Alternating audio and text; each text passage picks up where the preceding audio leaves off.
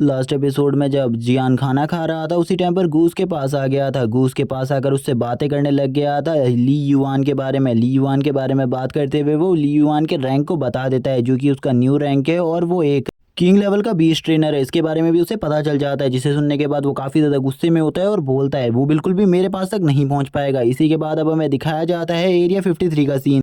इस जगह पर आज जो ली युआन है उसका न्यू मैच होता है। जिस बंदे के साथ होता है उस बंदे का नाम तो हमें नहीं बताया जाता, लेकिन ली युआन उसकी स्किल्स के बारे में बताता है। उसके पास मून टाइगर की पावर है और उसका जो बीस्ट पेट है वो मून टाइगर की पावर रखता है, जिसकी जो मेन पावर है वो स्पीड की है और वो काफ़ी ज़्यादा स्पीड में मूवमेंट कर सकता है अपनी। इसी के साथ ही कू यहाँ पर कहने लगता है तुम ही जीतोगे, तुम्हारे अलावा इस मैच को और कोई भी नहीं जीतेगा। और हमें अब उन दोनों की बातचीत के बारे में बताया जाता है जब उन्होंने एक दूसरे से बात करी थी इस टॉपिक के ऊपर कि जो ली युआन है वो काफ़ी ज़्यादा इजीली अगर सारे मैचों को जीत जाएगा तो वो बिल्कुल भी ज़्यादा पैसा नहीं बना पाएंगे। इसीलिए ली युआन को कुछ मैचेस में अपने लिए कुछ प्रॉब्लम्स को खड़ी करनी पड़ेगी। लेकिन ली युआन इस बारे में कंफ्यूज हो गया था। ली युआन उससे पूछता है आखिरकार तुम किस बारे में कह रहे हो, क्या मुझे एक फेक मैच लड़ना होगा जिसमें मुझे हार जाना होगा जानबूझकर?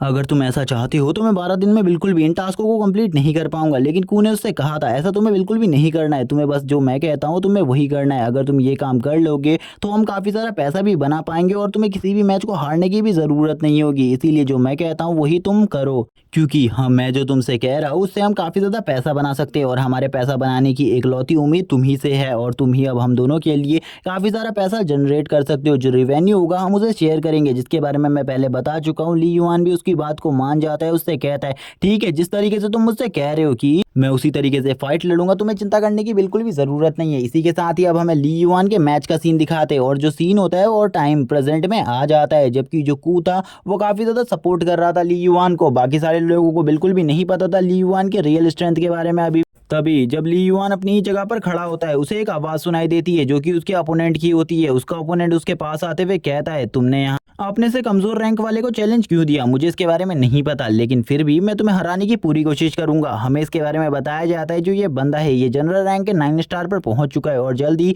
ब्रेक थ्रू कर ये भी किंग लेवल के 1 स्टार पर पहुंचने वाला है। ये काफ़ी ज़्यादा पावरफुल है और इसका नाम युई फेंग है।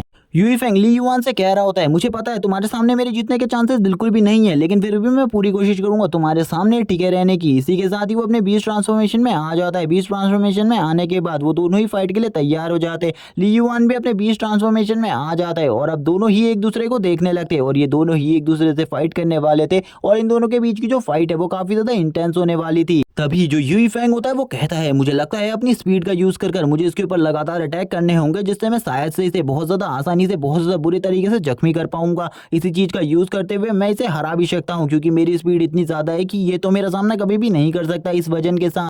इसी के साथ ही युई फेंग अब उसके ऊपर लगातार अटैक करने लगता है। उसकी स्पीड काफी ज्यादा होती है जिसका वो पूरे तरीके से बेनिफिट लेता है। इस जगह पर बेनिफिट लेते हुए ली युआन से कहने लगता है मुझे बिल्कुल भी नहीं लगा था तुम इतने ज्यादा कमजोर और इतने ज्यादा वीक होगे कि मेरे जैसे जनरल रैंक के बीस्ट का भी सामना नहीं कर पाओ, क्योंकि उसने उसे काफी ज्यादा जख्मी कर दिया था और उसके जो क्लॉज थे वो इस बार बहुत ज्यादा बुरी तरीके से ली युआन के बीस्ट को काफी ज्यादा बुरी तरीके से जख्मी कर देते हैं और वो तुरंत ही अपने केनाइन दांतों से उसके ऊपर हमला कर देता है, जिससे जो ली युआन का बीस्ट होता है उसका काफी ज्यादा ब्लड बहने लगता है। अब इसी के साथ जो भी यहाँ पर युई फेंग के चाहने वाले थे वो सभी युई फेंग को सपोर्ट करते हुए कहते हैं तुम इसे हरा सकते हो, तुम एक किंग लेवल के बीस्ट को भी हरा सकते हो, तुम काफी ज्यादा स्ट्रॉन्ग हो। लेकिन उन्हें अभी तक ली युआन के बारे में नहीं पता था। जो ली युआन है वो खाली एक एक्टिंग कर रहा है इस जगह पर हारने की, क्योंकि वो नहीं चाहता कि उसके आगे के मैचेस वेस्ट हो जाएं। इसी के साथ ही ली युआन जमीन पर हाथ मारता है और तुरंत ही आगे की तरफ बढ़ने लगता है उसके ऊपर हमला करने के लिए। लेकिन इस टाइम तक जो सामने युई फेंग होता है उसे भी पूरा कॉन्फिडेंट हो गया था कि ली युआन उसका सामना नहीं कर पाएगा और वो इसीलिए ली युआन के ऊपर एक और स्ट्राइक करने के लिए चला जाता है ताकि वो उसको और ज़्यादा बुरे तरीके से जख्मी कर सके। लेकिन उसे इस बार के बारे में नहीं पता था, इस बार ली युआन भी पूरी तरीके से तैयार है अपने अटैक को करने के लिए। अब जो पूरी पब्लिक होती है वो युई युआन को ही देखने लगती है। युई युआन को देखते हुए सभी लोग कहने लगते हैं ये तो सही में काफ़ी ज़्यादा पावरफुल है, ली युआन किंग लेवल पर होने के बाद भी काफ़ी ज़्यादा वीक है, बिल्कुल भी नहीं सोचा था ये इतना ज़्यादा वीक होगा। अब सभी लोग कहने लगते हैं ये तो काफ़ी ज़्यादा कमज़ोर है, लेकिन कुछ लोग अभी भी ली युआन को सपोर्ट कर रहे थे और ली युआन के बारे में कहने लगता है ली युआन अभी भी उसे हरा सकता है। शायद से ली युआन की जो रियल स्ट्रेंथ है अभी तक वो हमने देखी नहीं है, क्योंकि पिछले मैच में ली युआन ने बहुत ज़्यादा ईजिली अपने साथ वाले अपोनेंट को हरा दिया था और इस बार भी शायद से वो बहुत ज़्यादा ईजिली डिफीट करते अपने सामने वाले अपोनेंट को। लेकिन अब जो पूरी पब्लिक होती है उसकी नज़र इसी मैच के ऊपर होती है, जबकि हमें दिखाया जाता है कू यहाँ पर इनके ऊपर हंसते हुए कहने लगता है इन लोगों को तो अभी ली युआन के रियल स्ट्रेंथ के बारे में भी नहीं पता, क्योंकि ली युआन अपनी रियल स्ट्रेंथ को छुपा रहा है। अगर इन्होंने ली युआन के रियल स्ट्रेंथ को देख लिया तो ये तो काफ़ी ज़्यादा घबरा जाएंगे, क्योंकि ली युआन के स्ट्रेंथ इससे काफ़ी ज़्यादा है और उसका ऑरा भी अभी तक इन्होंने अच्छे तरीके से नहीं देखा, क्योंकि उसका सामने वाला अपोनेंट इतना भी ज़्यादा स्ट्रॉन्ग नहीं है कि उसके ऊपर इस स्ट्राइक का यूज़ किया जाए। तभी हमें दिखा जो यूफेंग का बीस्ट होता है उसने काफ़ी ज़्यादा बुरे तरीके से ली युआन को जख्मी कर दिया होता है, यानी मीनिंग कि ली युआन के बीस्ट को जख्मी कर दिया होता है, उसके बॉडी से ब्लड भी आने लगता है और इस वजह से वो काफ़ी ज़्यादा ज़ोर से रोर करने लगता है। ली युआन कहने लगता है अब मुझे ऐसा लगता है कि मुझे इस मैच को ख़त्म करना होगा, क्योंकि ये मैच काफ़ी ज़्यादा लंबा खींच चुका है, मुझे इतना ज़्यादा लंबा इस मैच को नहीं खींचना चाहिए। तभी वो बीस्ट वापस से ली युआन के ऊपर फाइनल मूव करने के लिए आ जाता है और उसके ऊपर तेजी से एक अटैक कर देता है, लेकिन इस बार ली युआन भी उसके ऊपर अटैक करता है। ली युआन का एक स्ट्राइक इतनी ज़्यादा पावरफुल होती है कि वो पीछे जाकर दीवार के ऊपर लग जाता है और तुरंत ही नीचे अपने रियल फॉर्म में आ जाता है, जिसे देखकर अब पूरी जनता कहने लगती है क्या ये सही में ली युआन की रियल स्ट्रेंथ है। ली युआन की रियल स्ट्रेंथ देखकर कुछ लोग डर जाते हैं, लेकिन जो वो बंदा होता है यानी कि यूफेंग वो कहता है मुझे पहले ही पता था मैं इस बंदे का सामना नहीं कर पाऊंगा, लेकिन मुझे ऐसा क्यों लग रहा है ये सब एक गलती की वजह से हुआ है। उसने बस एक तुक्के की वजह से इस मैच को जीत गया है, वरना मैं इस मैच को बहुत ज़्यादा इजीली जीत जाता, बस ये मेरी ही गलती है। और वो अपने आप को ही कोस रहा होता है। तभी जितने भी बंदे इस जगह पर होते हैं वो कहते हैं ली युआन इस मैच का रियल विनर नहीं हो सकता, लेकिन फिर भी वो जीत गया है क्योंकि शायद से गलती से यूफेंग उसके सामने आ गया, तभी वो उसका सामना कर पाया। तभी हमें कुछ और लोगों को दिखा दिया जाता है जो कि ली युआन के बारे में कह रहे होते हैं। जो ली युआन है वो काफ़ी ज़्यादा अमेजिंग है, उसकी पावर को देखा, लेकिन कुछ लोग उसे वापस से हेट देते हुए कहते हैं कि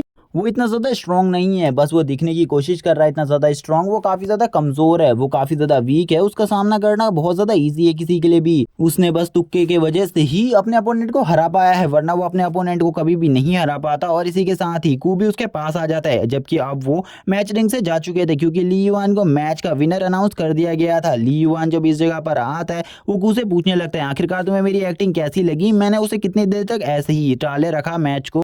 जिस पर कू उसकी इस बात पर इंटरेस्ट लेते हुए कहता है मुझे पता है तुमने काफ़ी ज़्यादा अच्छा काम किया है, लेकिन अभी तुम्हें इससे भी ज़्यादा काम करना है, क्योंकि अभी तुमने अपनी रियल स्ट्रेंथ को छुपा कर रखा है, तुम्हें अपनी रियल स्ट्रेंथ को अभी भी सभी के सामने नहीं आने देना। लेकिन मुझे लगता है जो तुम्हारा अगला अपोनेंट होगा वो काफ़ी ज़्यादा स्ट्रॉन्ग होगा, इसीलिए तुम्हें अपनी फुल स्ट्रेंथ का यूज़ करना होगा अपने अगले मैच में। और वो अब उससे बाकी सारी बातें करने लगता है और इसी के बाद हमारा सीन शिफ्ट हो जाता है, हमें सू को दिखाते हैं जो कि अपने ट्रेनिंग हॉल में ट्रेनिंग कर रही थी। तभी उसके सामने उसकी दोस्त आती है जो का नाम यू होता है। वो यू उससे कहने लगती है क्या तुम्हें बिल्कुल भी नहीं पता जो तुम्हारा दोस्त ली युआन है उसका आज मैच है एक बंदे के साथ, तुम्हें उस मैच को जरूर देखना चाहिए, शाम 8 बजे का मैच है जो कि एक बहुत ज़्यादा पावरफुल अपोनेंट से है। तभी इसी बात पर जो सू होती है वो उससे पूछती है क्या तुम मुझे उसके अपोनेंट की स्ट्रेंथ के बारे में बता सकती हो, अगर तुम्हें उसके बारे में पता हो तो। तभी उसकी दोस्त उसे बताती है वो कियानोन रैंकिंग में 92 नंबर पर चल रहा है और वो किंग लेवल के 1 स्टार पर पहुंच चुका है, इसीलिए तुम्हें भी उस जगह पर जाना चाहिए। और ली युआन को शायद से इस मैच को लड़ने से मना करना चाहिए, क्योंकि वो बंदा काफ़ी ज़्यादा स्ट्रॉन्ग है। लेकिन इस बात को सुनने के बाद वो बिल्कुल भी रिस्पॉन्स नहीं देती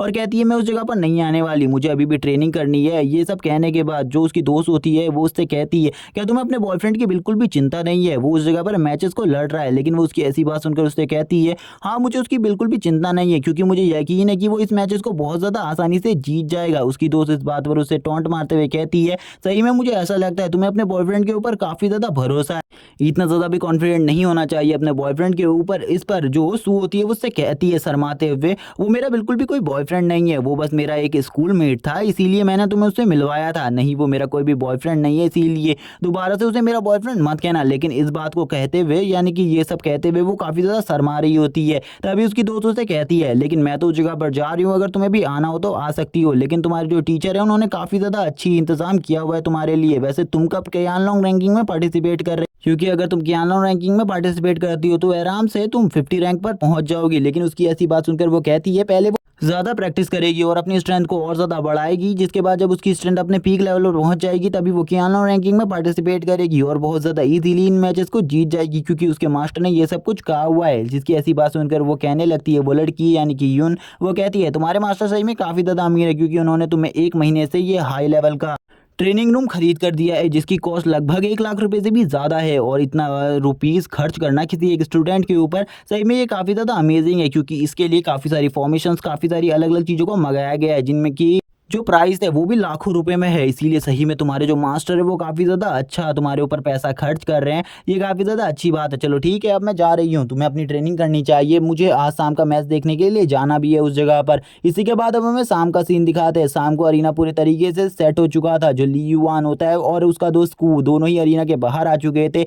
लियोन को उसे पूछने लगता है, आखिरकार तुम मुझे अंदर के हालातों के बारे में कुछ तो बताओ। तभी वो बताने लगता है, अंदर काफ़ी सारे लोगों ने तुम्हारे ऊपर के बदले सामने वाले अपोनेंट के ऊपर पैसे को लगाया हुआ है। इसीलिए तुम्हें इस मैचेस को बहुत ज़्यादा आसानी से जीतना होगा, क्योंकि मैं चाहता हूँ कि इस मैच में तुम अपनी फुल स्ट्रेंथ को दिखाओ, ताकि सभी लोगों को पता चले आखिरकार तुम्हारी जो रियल स्ट्रेंथ है वो कितनी ज़्यादा है। क्योंकि लंबे टाइम से तुमने अपनी स्ट्रेंथ को छुपा कर रखा हुआ है। इसीलिए मैं चाहता हूँ तुम अपनी थोड़ी बहुत स्ट्रेंथ तो इस जगह पर दिखाओ ही। और तभी अब हमें दिखाया जाता है नेक्स्ट सीन ली युआन के अपोनेंट का, जो कि ली युआन से पहले ही मैच रिंग में पहुंच चुका था। इसी के साथ ही ली युआन भी मैच रिंग में आ जाता है और ये दोनों ही आते ही एक दूसरे को ग्रीट करते हैं। जबकि जो उसका अपोनेंट होता है यानी कि लुओ, वो उससे पूछता है, क्या तुम वही बंदे हो जिसने जियान को भी चैलेंज किया हुआ है फाइट के लिए? तो इस पर ली युआन हाँ करता है। वो उससे पूछता है कि आपको इससे कोई प्रॉब्लम है? तो वो बंदा कहता है, मुझे लगता है तुम काफ़ी ज़्यादा ओवर कॉन्फिडेंट हो, इसीलिए आज मैं तुम्हें एक पार्ट पढ़ाने वाला हूँ। ओवर कॉन्फिडेंट नहीं होना चाहिए इस बात के ऊपर, और इस पार्ट को मेरे हमेशा के लिए याद रखना। यानी कि वो ली युआन से इनडायरेक्टली कह रहा होता है कि मैं आज तुम्हें बहुत ज़्यादा बुरे तरीके से कूटने वाला हूँ।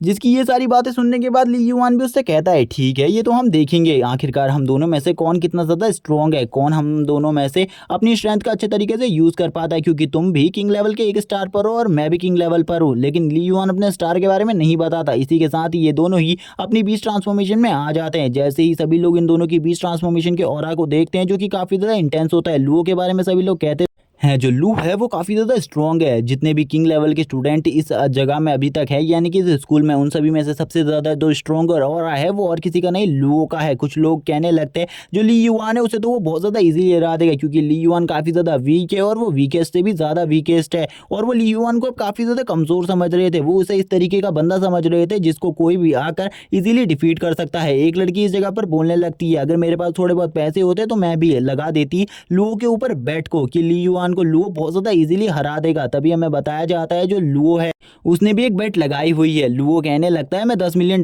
की बेट लगाने वाला हूँ, क्या तुम्हें लगता है कि मैं इस बेट को जीत पाऊंगा? तभी वो उससे कहने लगता है, यानी कि ली युआन उससे कहता है, तुम्हें अपने ऊपर बेट बिल्कुल भी नहीं लगानी चाहिए, क्योंकि तुम इस मैच को बहुत ज़्यादा बुरे तरीके से हारने वाले हो। तो तभी इसी बात को सुनने के बाद लुओ कहता है, तो क्या मुझे तुम्हारे ऊपर बेट लगानी चाहिए? क्या तुम इस मैच को जीतने वाले हो? मुझे जल्दी बताओ, क्योंकि मुझे इस बेट को लगाना है कुछ भी कर। लेकिन इसकी ऐसी बात सुनकर ली युआन कुछ भी नहीं बोलता और उससे कहता है, तुम्हें जिसके ऊपर भी बेट लगानी है तुम लगा दो, लेकिन मेरे पास इसको बताने के लिए तुम्हें बिल्कुल भी टाइम नहीं है।